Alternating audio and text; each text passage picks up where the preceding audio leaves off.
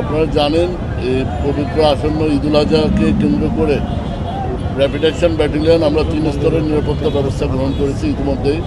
আমাদের এই মহাখালী বাস স্ট্যান্ডে এবং গরুরহাট কেন্দ্রিক প্রতিটা ঢাকা মহানগরীর প্রতিটি সিটি কর্পোরেশন বা সরকার অনুমোদিত গরুরহাটে আমাদের কন্ট্রোল রুম রয়েছে।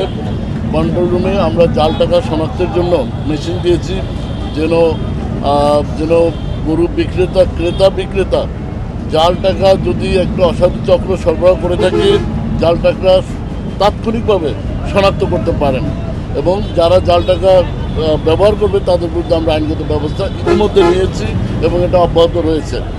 আপনারা জানেন এই ঈদ কেন্দ্রিক একটি বড় যাত্রা হয় ঢাকা মহানগরী থেকে, লক্ষ লক্ষ মানুষ গ্রামের বাড়িতে চলে যায়।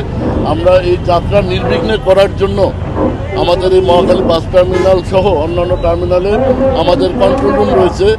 বিআরটিএ এবং সরকার ঘোষিত যে নীতিমালা অনুযায়ী ভাড়া নির্ধারণ এবং যাত্রী সেবার যে নীতিমালা ঘোষণা করা হয়েছে, আমরা তা পরিপূর্ণভাবে বাস্তবায়নের জন্য কাজ করেছি। কোনো অসাধু চক্র অতিরিক্ত ভাড়া আদায় অথবা কোনো ফিটনেসবিহীন বাস বা পরিবহন যেন ব্যবহার করতে না পারে, আমরা তা আমাদের নির্বাহী ম্যাজিস্ট্রেট সহ আমরা নিয়মিত তা চেক আপ করেছি এবং এটা পর্যবেক্ষণ অব্যাহত রয়েছে।